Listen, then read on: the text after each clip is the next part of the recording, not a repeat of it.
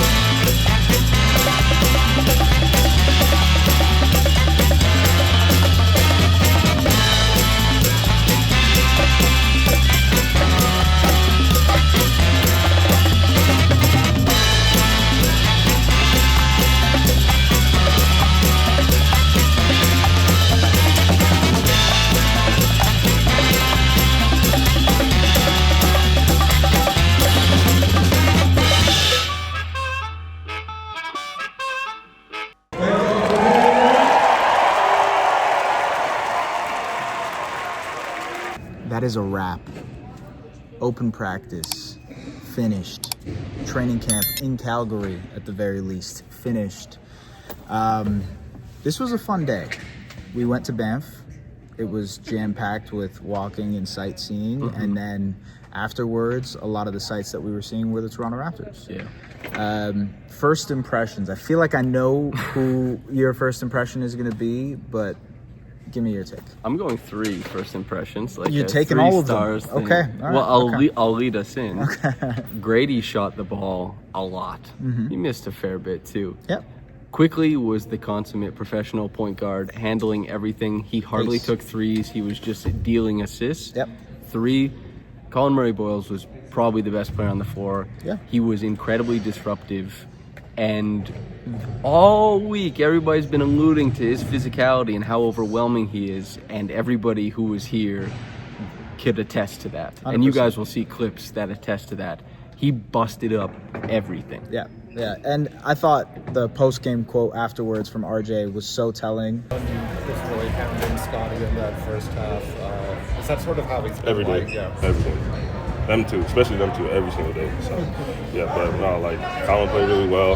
He's been doing that since he got here, so, we expect good things out of him. When we were talking to Collin earlier and asking about his physicality, he had a quote that said, "They can't do anything about it. What's that confidence and that type of physicality? Is that unique for a fresh draftee? Especially a rookie, like that's crazy. So you just gotta try to play in space. You gotta try to get away from him as much as you can. Can he guard you though? Me? Nah. Yeah. Because, you know, he was asked very quickly about CMB and his presence, and he's like that every day. Yeah. And him and Scotty specifically go at it every day in practice. I think that's awesome. We talked earlier about like competition and what that breeds and how that's able to like amp up, you know, iron sharpens iron type of thing. I think that's a great part of CMB's game. If he's picking up like that constantly in practice and in workouts, I think that's going to work wonders for Scotty when it comes to his handle and things like that. But to your point with CMB, physically was extremely imposing. I thought it was just wild to see that even in this setting against NBA players who have experience, it looked exactly like it did in Summer League, where he was physically imposing himself at the point of attack. His arms, his hands are like magnets. We were trying to think of different nicknames while we were watching it. Not a lot of good suggestions. Yeah. Let us know if you have any CMB nickname suggestions. But We're thinking in the vein of like the Dortcher chamber for Sure, Lou Dort. yeah. You know, that kind of stuff I Yeah. think would be good. But he's so wide, and so it's hard to get around him on defense. But his feet are very quick too. Feet are very his quick, hands too. are active. He's here. He's here. RJ said you have to play in space. You have to avoid him. You have to try and He get said away from him. Get away from him. Yeah. There was a possession where, you know, quickly tried to attack him, stonewalled quickly. They passed it to Grady, stonewalled Grady. There were multiple possessions like that. He forced a turnover on Scotty, and then Scotty got a tech on the other side because he was frustrated. He forced a turnover on Brandon Ingram, fumbling and stumbling the ball. There were multiple times where he did something like that, and hey, if that's the way he's guarding, there's no question why he's in the second unit, why he's getting that opportunity, why he's getting that run, and why he makes sense for a rotation spot for the team. IQ led in assists. Do you know who is number 2? CMB? Ochai Agbaji. Wow. He was not shooting a bunch. Actually, yeah. He was Yeah, that the makes sense. connector of everything. Point A to point C. Who is B? Ochai Agbaji. It was Yeah. just like, he was the link-up guy. And it's similar, when I was in Montreal last year for their open practice, Ochai was pretty strong. And it was a decent indicator of what Of would this happen season. Yeah. in the upcoming season. So I'm going to choose and believe that CMB is going to be a wrecking ball in the Yeah. NBA, and that it's not going to be any humming or hawing about his role, Yeah. but he's going to step into the NBA, and every player that he guards is going to feel that physical presence. I'm sure everybody's going to be wondering this. How was Brandon Ingram? Good point. Very, very good. I thought just very comfortably got into his spots again, other than the few times where CMB was guarding him, truthfully. He got into his spots pretty comfortably. That like fadeaway in the mid-range area is his patent move. He got to that a few times, got to the free throw line a few times. He looked comfortable. I mean, not much to expect other than the fact that he looked comfortable. He was chilling. Yeah, he was chilling, yeah. When he went to the free throw line to ice the game when it was close late with like 6 seconds Laughing. left, he was laughing Yeah. as he iced the game. And he didn't really try. Like, he took the spot up stuff that came his way, but when he got the ball, he mostly was trying to get to a mid-range fade. Totally, yeah. Say what you will about that, about like the Raptors wanting to play a certain style. This game was not indicative of that, but he was chilling. He's getting Between to the Scotty and midi BI, the Raptors might lead the league in mid-range fadeaways this season. Oh, I don't want that. I don't want that, man. These guys are so talented. I hope that, like, when Ingram had Grady on him, Yeah. he bodied him up all the way to the that's rim true. and Yeah. finger rolled. He missed the finger roll, Yeah. but I liked the intention. Sure. It made Yeah. me think about the guys who are saying how easy it is for Ingram to get to the rim. And he's got those long steps. He He's does. got those long arms. Yeah. He's not a bad athlete. So that was fun to see. Did anybody else surprise you? And Surprised? No. Sorry, go ahead. just quickly, Scotty didn't play well. He didn't seem that concerned about it. Yeah. RJ didn't play super well either. Also, his thumb is okay. If you were seeing this tweets. from the tweets, Yeah. his thumb is okay. Darko said it was They fine. didn't play super well, in my opinion. Were they going as hard as possible? Probably not. No. They're letting the game come to them. They're doing kind of whatever. Yeah. It is what it is. Yeah, I thought like also as expected, the starters still trying to figure out the flow of what they were trying to do offensively. And again, they have preseason games to try and do that. It was pretty clear that it was a little bit of your turn, my turn. Everybody was playing unselfishly to try and get other guys the ball. But at some point, it's about putting the ball in the hoop, That's why I worked with IQ, because IQ was actually running sets. Exactly. They were like, Brandon scored off of a curl, which we don't see a lot of in the NBA, a curl into a midi jumper. It's not a high usage play, but for example, that's something. They had a lot of plays where they're moving, positioning guys around the pick and roll. They're getting reps in. Totally. Yeah, it was just more reps, more opportunity. Didn't surprise me, but kind of did what I thought he would do for this team, and that's Mamu. Crashed the offensive glass a couple times, like tip-ins, tip-in dunks, layups, etc. Hit one corner three. Took a couple of threes, but just made that one corner three. I thought he was good in the open floor. Played well on defense, too. Got a couple of steals. Was playing aggressively at the point of attack, which is good for a guy who, I think for everybody we've talked about what he can bring. Defense is probably the lacking area of his game. Thought he was fine. He was... What you That's expect. all they need is fine. Yeah. A guy who dictates that they play a little bit further out. Yeah. A guy that was able to score off of broken plays at the basket with his size. And him and CMB actually, what you could envision in the front court works really well. There's a decent pairing there. It's no wonder, when I was asking Darko about it, like the 3 times I've asked, he keeps circling back to CMB with Mamu. Yeah. And he thinks Mamu's a huge part of the team. Obviously, he'll help facilitate that stuff for CMB. Yeah. CMB isn't the world. There's another young player, Jacoby Walter. He's pretty solid. Yeah, he was solid. He's in the third string. Yes. But he was pretty solid. Yeah. He checked in with the starters. So there was, the starters, the second unit that we talked about in the other vlog. Yeah. And we could put a tweet on screen or something, more work for you. But Jacoby was playing with the starters. He filled in pretty well. His pressure defense was good. Yep. He hit 2 threes or Couple one. of middies, too. And he played good defense. Yeah, he made plays. did. He got steals. If there was a rotation, and if we're going based off how they've structured it so far with the starters, the second unit, and the third unit, Jacoby's probably 11th there. He's right after that second unit. Is probably going to get consideration for run as well. Yeah. Again, this is all fluid, so we're here on day 1 or day 4 or whatever saying this is the situation with the rotation, but it could change really quickly. And to your point, Jacoby looked pretty comfortable out there. Thought Jameson also did what you thought he would, the corner man, just splash every time. If you need a shot, Jameson will be able to provide it from you from 3. I don't know. Anything else? Chucky Hepburn. Yes. Yes, yeah. So basically the structure was there's one game, 2 quarters. They play like a half of basketball, a FIBA half of basketball. That was one game. Yeah. And then they played one 10-minute quarter afterwards, and that one was a lot of third stringers. At one point, it was basically all third stringers on the floor. Yeah. And Chucky Hepburn's pressure defense Was good. absolutely bamboozled everybody. Yep. Knocked down a couple shots too. Yeah. Hit a couple shots. Was extremely aggressive on defense, not only as the main pressure guy, but as a guy bringing help to get steals from behind. He was good. I think he'll be very good for the 905 this year. You'll be up close and personal. Yeah. And the 905 stuff should be interesting to see. He obviously has a lot of questions he has to answer in his offensive and defensive game to make the big team. Yeah. But I'm glad in front of a sold-out Calgary arena that he had this, because that was the lead to my piece, and to make this more about Calgary, is that we were sitting before practice and there were kids waiting outside, college kids. They saw David Roddy for 3 seconds as he went to the bathroom. They all started saying, "Oh my God, David Roddy, David Roddy." Yeah. And then they're up there and they're yelling at IQ, and IQ acknowledges them. They go, IQ, "Oh my dog." God, IQ, that go. Yeah.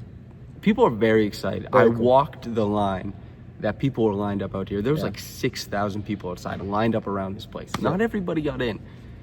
These players have an opportunity to come to Calgary to be appreciated. Absolutely. And Calgary really did a wonderful job of doing that. Yeah, that was partially my question to RJ, where it's like, hey, you got a chance to hang out with Brandon a lot over the last couple of days. How has it been to be the Canadian guy showing a non-Canadian guy around? He's like, yeah, man, Brandon's here to stay. I don't know what you're trying to ask, but Brandon's here to stay. But overall, I think that is a very important part of why they brought this team to Calgary. Them going to Banff checking out the wildlife, us going to Banff, checking out the wildlife, was very cool. I think it's part of the sell of what Canada brings as a whole. And also this right here was a sell because it's showing you that this is not only, the team is not only for Toronto, but it's also for the entire country. And the entire country shows up like they did today. It was really cool to see. The atmosphere was awesome. We were talking about how they probably could have done a bigger venue if it was possible. They 100% could have done a bigger venue. Yeah, absolutely. It would have been harder to organize, certainly. For sure, yes. And I don't know about if logistical. Would they have actually gotten the Saddle Dome filled for an open practice? Maybe not filled. But maybe like the lower bowl? Dude, the potential. I think that in this vicinity, I think capacity here is like 3,000. 4,000, yeah. They didn't really advertise that. I think in the vicinity, there was probably like 6,000 people. Yeah. And it was great. it could have gone great. up. Yeah. Could have gone higher. Our experience was awesome too. We kind of talked about it a lot over the course of the week, but it's been a really cool experience. Thank you for everybody who's tapped into the vlog so far. We glad.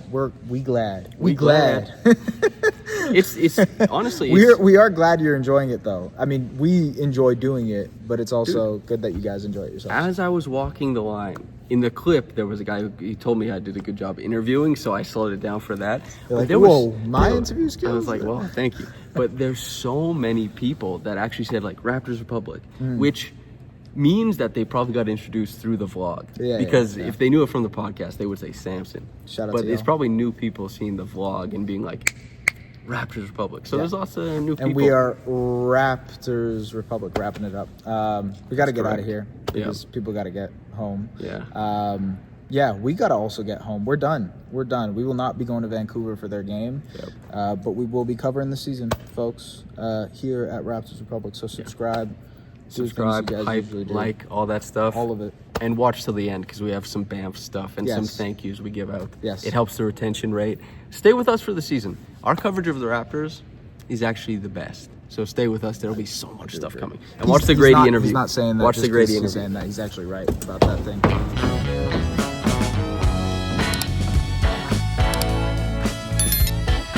Oh, you didn't finish.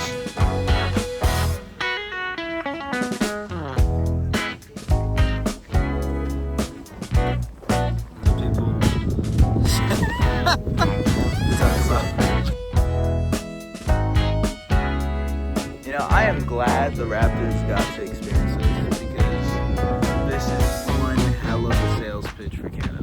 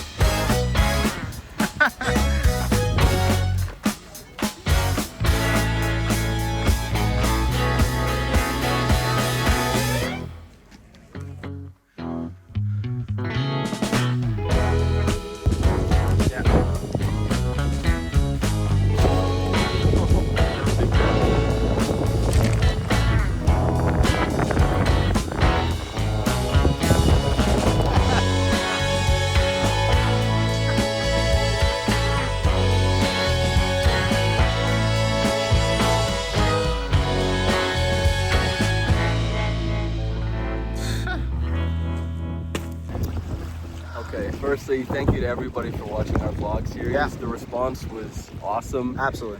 The way you guys supported it, we appreciate so much. And thank you to the Nation Network and Raptors Republic for sending us out here.